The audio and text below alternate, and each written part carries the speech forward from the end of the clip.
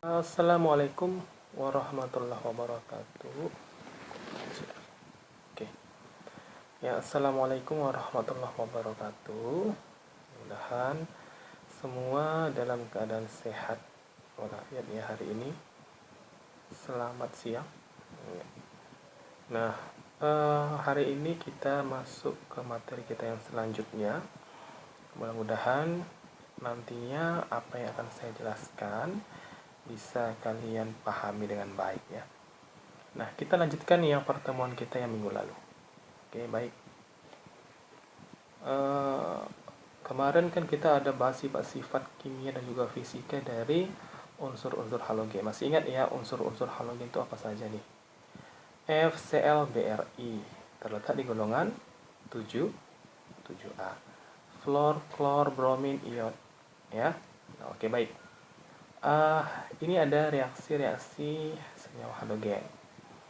Yang pertama, reaksi halogen dengan logam. Ya, halogen itu bereaksi dengan semua logam dalam sistem periodik unsur membentuk halida logam. Ya, semua logam dalam sistem periodik unsur membentuk halida logam. Jika bereaksi dengan logam alkali dan alkali tanah, logam golongan 1A dan 2A, maka hasilnya yaitu halida logam dapat dengan mudah diperkirakan. Sedangkan bila bereaksi dengan logam transisi, berarti logam-logam di golongan B, mulai dari 1B sampai 8B, produknya disebut dengan halida logam juga, yang terbentuk tergantung pada kondisi reaksi dan jumlah reaktannya. Berapa jumlah reaktannya ya. Contoh nih reaksinya. 2M ditambah N X2 menghasilkan 2MXN ya, 2MXN. Di mana M-nya adalah logam, sedangkan X-nya itu adalah unsur-unsur halogen F, Cl, Br dan juga I. Ya, nah, saya kasih contoh, misalnya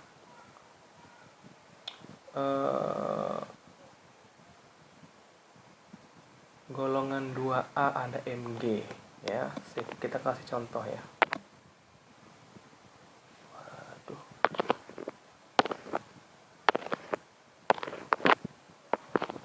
Mana dia? Saya kasih contoh dulu. Mg ya.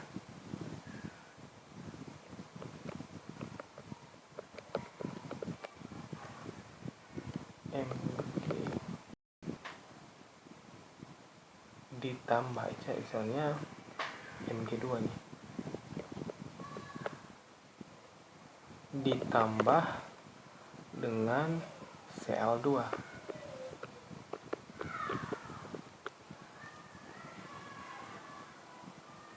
ya, maka akan menghasilkan Mg Cl2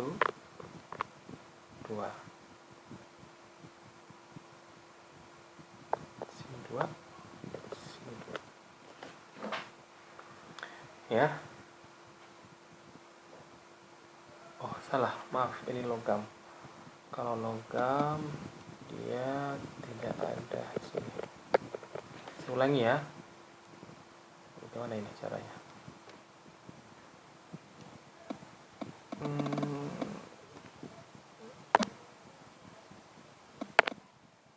Oke, saya ulangi di sini aja.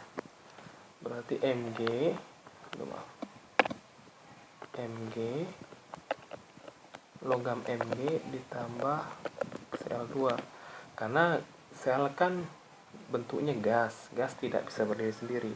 Kalau logam murni dia bisa berdiri sendiri, menghasilkan Mg Cl2. Nah, ini contohnya. Jadi Mg itu logam, Cl-nya itu halogen, kemudian MgCl2 inilah hasil reaksinya. Itulah contoh yang pertama, reaksi halogen dengan logam, ya. Nah, tidak seperti unsur logam. Semakin ke bawah, halogen menjadi kurang reaktif. Kenapa kurang reaktif? Karena sifat afinitas elektronnya semakin berkurang. Atau dengan kata lain, F lebih gampang bereaksi, kemudian Cl, kemudian Br2, dan kemudian I2. Jadi kalau misalnya nanti ada yang direaksikan 2, yaitu I2 dengan F2, maka yang pertama kali dia atau gampang dia langsung bereaksi secara spontan adalah yang F2. Karena F2 memiliki afinitas elektronnya lebih besar dibandingkan dengan I2. Jadi afinitas elektronnya F2 lebih besar dibandingkan Cl2, lebih besar dibandingkan Br2, lebih besar lagi dibandingkan I2. Jadi yang paling besar afinitas elektronnya itu adalah F2. Berarti semakin ke bawah dalam satu golongan halogen, maka afinitas elektronnya akan semakin berkurang. Berarti semakin kurang reaktif. Artinya semakin sukar dia untuk bereaksi. Bisa bereaksi nggak? Bisa.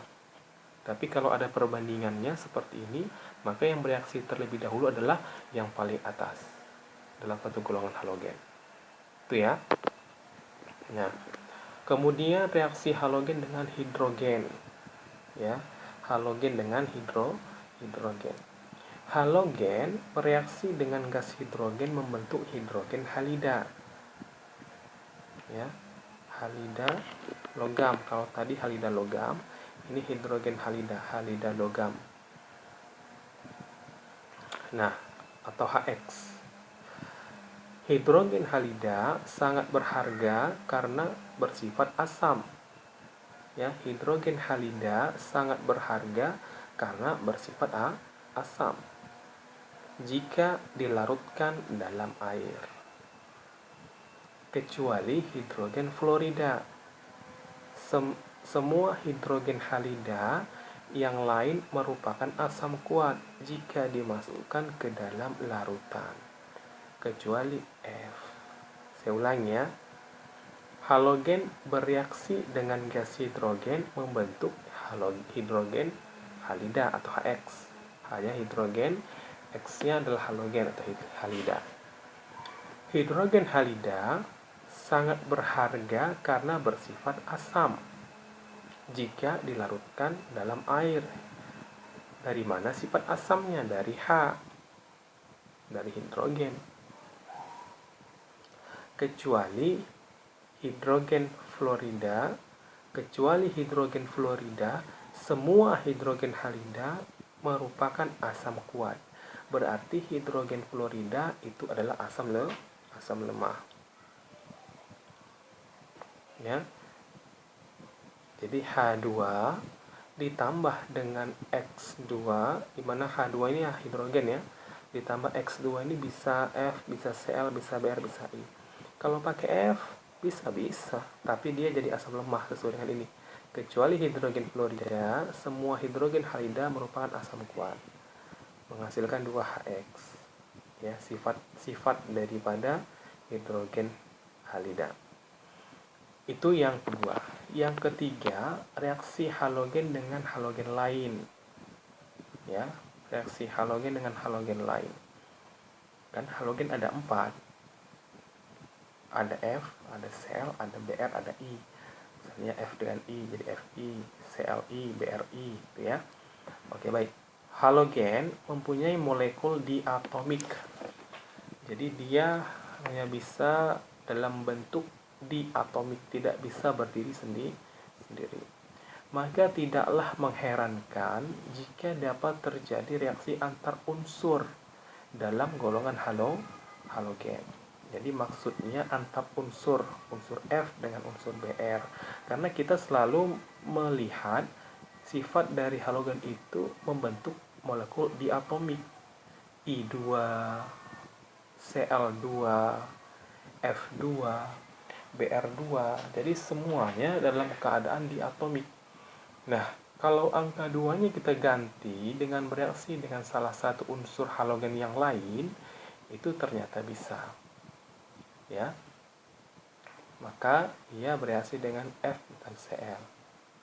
Nah, reaksi antar halogen ini dapat disamakan dengan proses redoks, di mana unsur yang lebih reaktif merupakan oksidator, sedangkan unsur yang kurang reaktif merupakan reduktor. Ya, berarti yang paling reaktif yang mana tadi? Kan sudah tahu alasannya. Berdasarkan afinitas elektron, semakin ke bawah semakin rendah.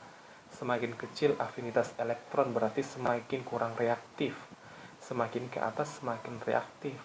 Berarti kalau misalnya kita menggabungkan antara F dengan I, maka siapa yang bersifat reduktor dan siapa yang bersifat oksidator?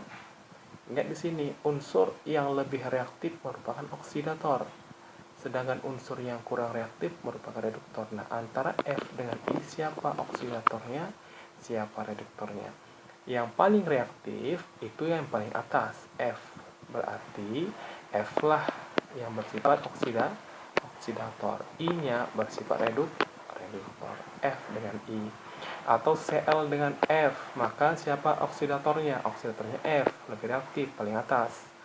Br dengan I, maka Br oksidatornya lebih di atas Br dibandingkan dengan I. I dengan Cl, maka Cl lah yang paling reduktor. Berarti I sifatnya akan selalu reduktor karena dia kurang reaktif. Ya. Oke, sampai di sini kira-kira bisa dipahami? Mudah-mudahan bisa ya. Oke, baik. Itu tadi reaksi-reaksi senyawa halogen atau reaksi-reaksi unsur-unsur halogen. Yang pertama, reaksi halogen dengan logam. Ya. Yang kedua, reaksi halogen dengan hidrogen. Dan yang ketiga, reaksi halogen dengan halogen yang lain. Jadi ada 3 reaksi daripada halogen. Oke, baik. Nah, selanjutnya kita masuk ke logam alkali. Alkali berarti golongan 1A. Unsur logam alkali itu adalah unsur golongan 1A. Jadi kalau ditanya itu nama lainnya ya, nama golongan 1A logam alkali. Golongan 2A logam alkali tanah. Halogen golongan 7A. Jadi nama-nama lainnya ya. Jadi jangan lupa itu. Oke, baik. Unsur golongan logam alkali atau 1A itu terdiri dari litium, natrium, kalium. Perhatikan ya. Litium, natrium, kalium, rubidium, cesium, dan fransium. Padahal di dalam urutan logam alkali ini di atas Li ada H. Nah, coba diperhatikan itu dalam tabel periode unsur. Nah, hanya kenapa nggak masuk dalam logam? Ingat, logam. H itu adalah gas. Jadi yang dikatakan logam itu adalah dari Li sampai CFR.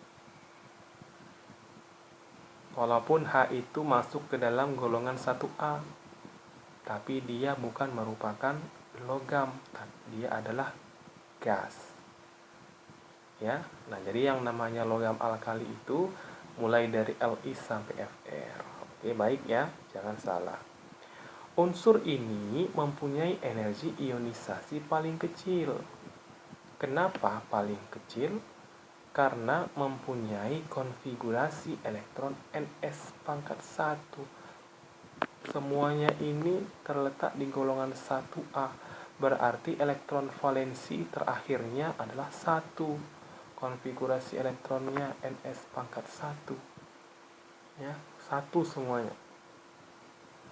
Nah, karena itulah unsur logam alkali mudah melepaskan elektron dan merupakan reduktor yang paling kuat. Ya, karena dia melepas elektron berarti mengalami oksidasi. Dia bertindak sebagai reduktor yang paling kuat. Golongan 1A merupakan reduktor yang paling kuat. Golongan 7A merupakan oksidator yang paling kuat.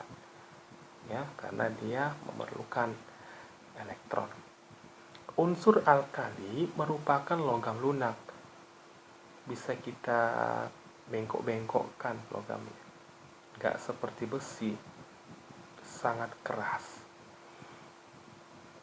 Ya, nah, warnanya putih mengkilap.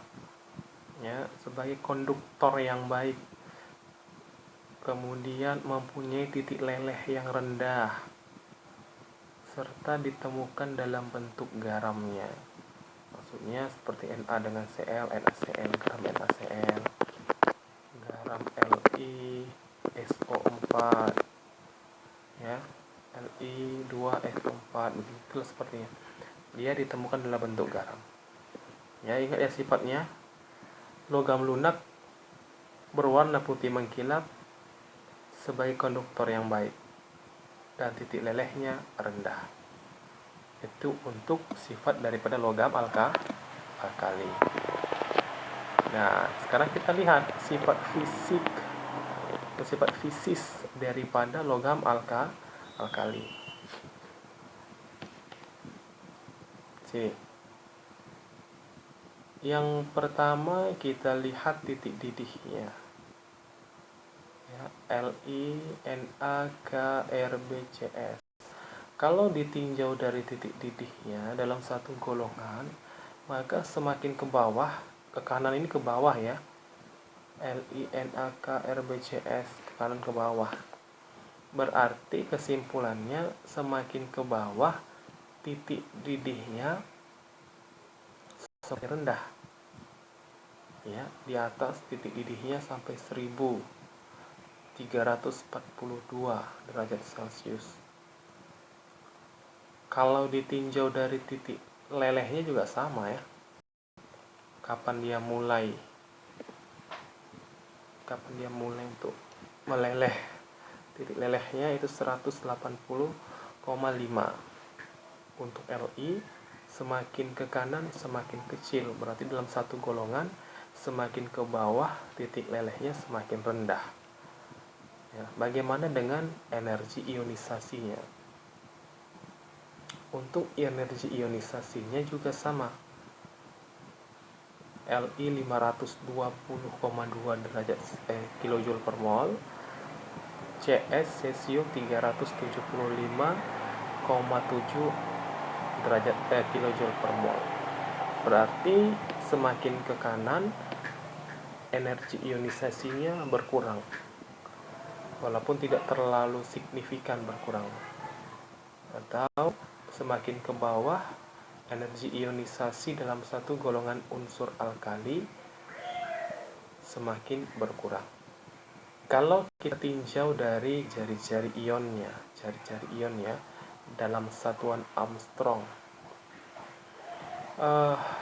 jari-jari Li sebesar 0,6, jari-jari Na 0,95, jari-jari CS 1,69.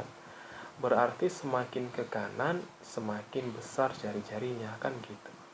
Atau dalam satu golongan semakin ke bawah jari-jarinya semakin besar, gitu ya.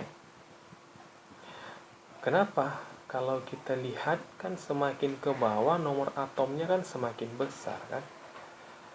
Contohnya Li saja nomor atomnya nomor 3 ya kalau tak salah. Kemudian makin ke bawah Makin bertambah kulit berarti semakin bertambahlah elektronnya, semakin bertambahlah nomor atomnya. Makanya semakin ke bawah kan semakin bertambah periodenya, golongannya, maka akan semakin bertambahlah kulitnya. Kalau semakin bertambah kulit berarti jarak dari kulit terluar ke intinya semakin lebar, kan gitu. Berarti kalau semakin lebar ya jari-jari, kan jari-jari itu jarak dari lingkar terluar ke pusat, ke titik tengah kan. Kalau semakin besar kulitnya, semakin banyak lapisan kulitnya, berarti kan jari-jarinya dari kulit terluar ke titik pusat, titik atom atom pusatnya kan semakin besar, kan begitu ya. Nah, kita bisa lihat dari konfigurasi elektronnya nih. Kalau Li karena nomor atomnya 3, maka konfigurasi elektronnya 21. Kalau Na karena dia nomornya 11, maka nomor atomnya 11 jadi 281. Begitu seterusnya. Nah, ini kita bisa tinjau ini sebagai bentuk daripada jari-jari ion. Kalau di Li berarti ada 2 dia. 2 ini kulit K, satunya itu di kulit L.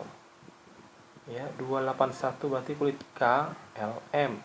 2881 berarti kulit K, L, M, N.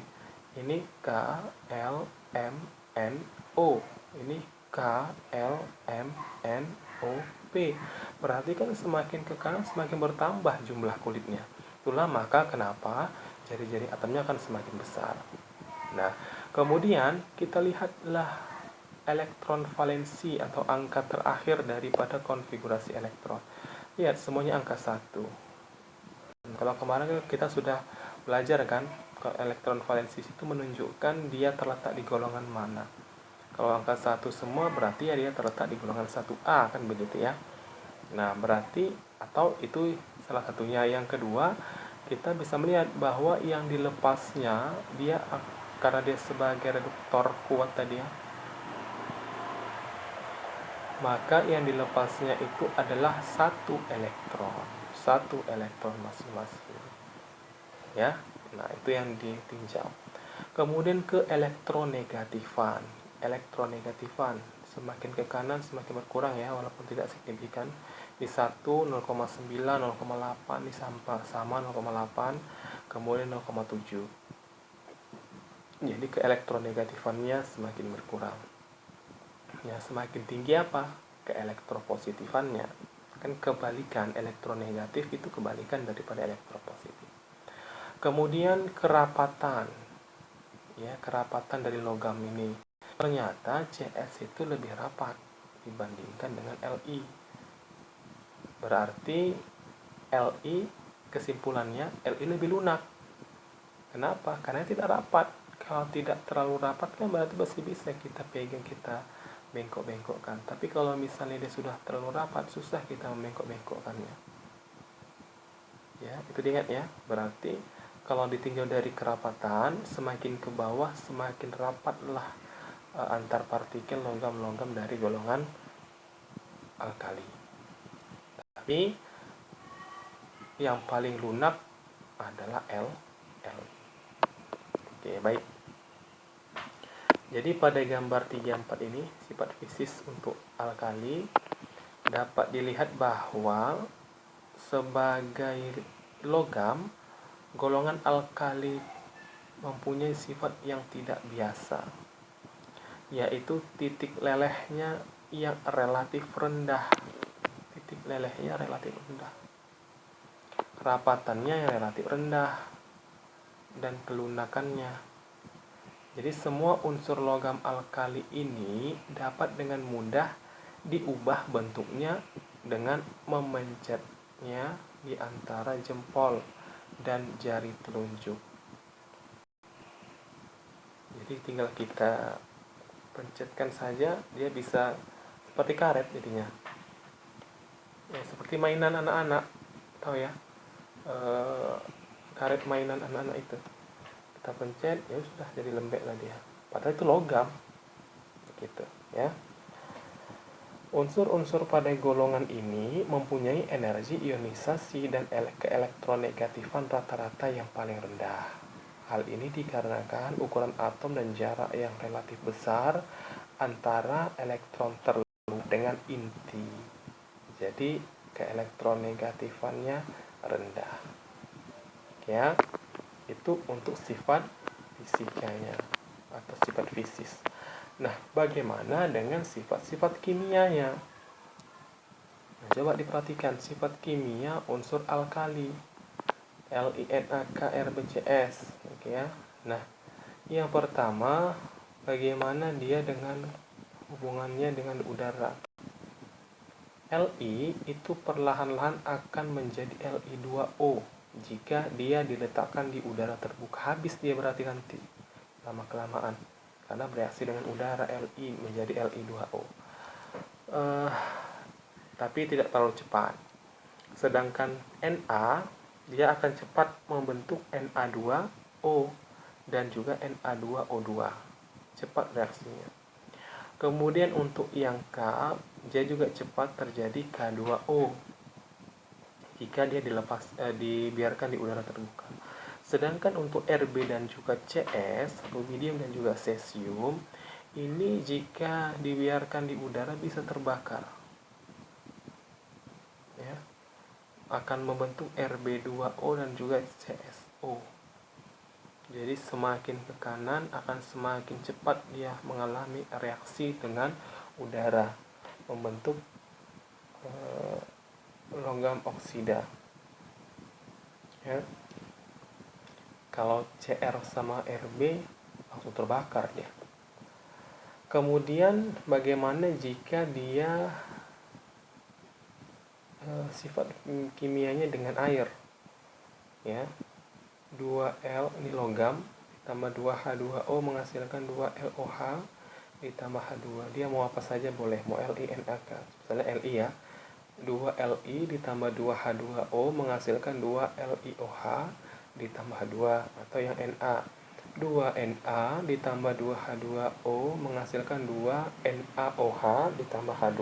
Begitu juga yang dengan yang lainnya. Nah, katanya makin hebat reaksinya sesuai arah panah. Jadi semakin ke kanan semakin gampang mengalami reaksi ini. Berarti yang Rb dan CS berarti sangat gampang. 2CS ditambah 2H2O menghasilkan 2CSOH ditambah H2. Sangat cepat. Begitu juga dengan asam kuat. Ya, misalnya L-nya tadi logam ya. 2Li ditambah misalnya pakai asam klorida jadi HCl.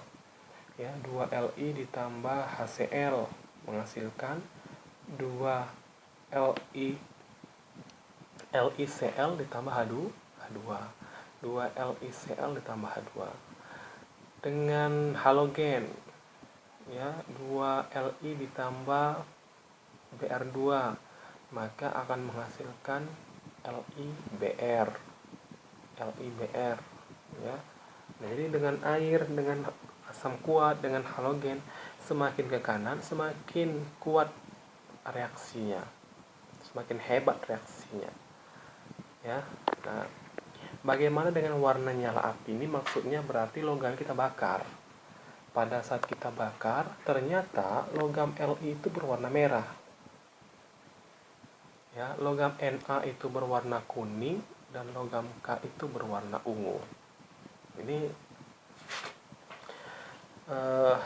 enak kalau misalnya kita langsung praktikum ya kan. Kemudian garam atau basa yang sukar larut dalam air. Dengan Li bereaksi dengan CO3 2 negatif berbentuk Li2CO3. Kemudian Li dengan OH negatif membentuk LiOH. Li dengan PO4 2 negatif membentuk Li2PO4. Nah, dia sukar larut dalam air. Kalau membentuk LiOH susah dia larut dalam air. Kalau yang K dengan RBCS ternyata dia dengan ClO4 negatif jadi membentuk KClO4. kemudian RK2CONO2 6 kali misalnya. Nah, ini merupakan garam-garam yang sukar larut. Tapi kalau Na ternyata tidak ada garam-garam pembentuknya yang sukar larut dalam air. Contoh yang paling gampang aja, yang Na dengan Cl membentuk NaCl itu garam dapur, itu sangat larut dengan air, kan begitu ya. Nah, oke, baik. Sampai di sini saja pertemuan kita pada hari ini. Mudah-mudahan jelas apa yang saya sampaikan. Dan jika ada yang ingin kalian tanyakan, silahkan ditanyakan. Diketik pertanyaannya di kolom komentar, ya. Nah, seperti biasanya, kalau bisa tanpa saya tanya ulang, kalau bisa setelah kalian itu membuka video pembelajaran saya ini, kalau memang paham, cobalah langsung direspon, diketik di kolom komentar, atau diketiklah paham misalnya seperti itu. Atau kalau misalnya tidak paham, bilang tidak paham. Yang mana tidak paham ya ini, biar kita diskusikan. Jadi jangan nanti kalian diam-diam saja. Jadi saya berpikir, apakah kalian buka video pembelajaran saya ini atau tidak? Capek saya membuat videonya, ternyata nggak ditonton, ya. Nah, kalau mau pakai Zoom, takut saya pertama masalah kuota lah paling kan, masalah kuota. Yang kedua nanti kan nggak dengar. Seperti kemarin yang pertama sekali kita Zoom, apa yang saya sampaikan kalian tak dengar. Jadi capek hanya untuk menunggu kalian misalnya ngumpul dulu di dalam Zoom, kemudian nanti waktu saya terangkan ternyata kalian tidak dengar lagi, jadi banyak kali masalahnya kan gitu. Ya nggak apa-apa, nanti sesekali kita akan coba dengan menggunakan Zoom. Mudah-mudahan bagus hasilnya, kalian bisa mendengarkan apa yang saya sampaikan, karena memang lebih enak dengan menggunakan Zoom. Jadi kalau ada yang kalian ingin tanyakan, langsung kalian tanyakan, kan begitu ya. Oke, nggak jadi masalah ya. Nanti adalah sesekali kita gunakan Zoom. Jadi sekali lagi, untuk materi kita hari ini, kalau ada yang ingin kalian tanyakan, saya harapkan, atau kalau memang paham, saya harapkan ada responnya ya. Silakan diketikkan di kolom komentar paham. Oke ya, jadi adalah interaksi kita di dalam kolom komentar itu. Oke, baik, terima kasih atas perhatiannya. Silakan dilanjutkan. Kemudian nanti untuk tugas hari ini akan muncul ya di Google Classroom-nya beberapa saat lagi, karena sudah saya jadwalkan. Silakan dikerjakan. Nah, saya akhiri pertemuan kita hari ini. Lebih dan kurang saya mohon maaf. Wabillahi taufiq wal hidayah. Wassalamualaikum warahmatullahi wabarakatuh. Selamat pagi ya semuanya.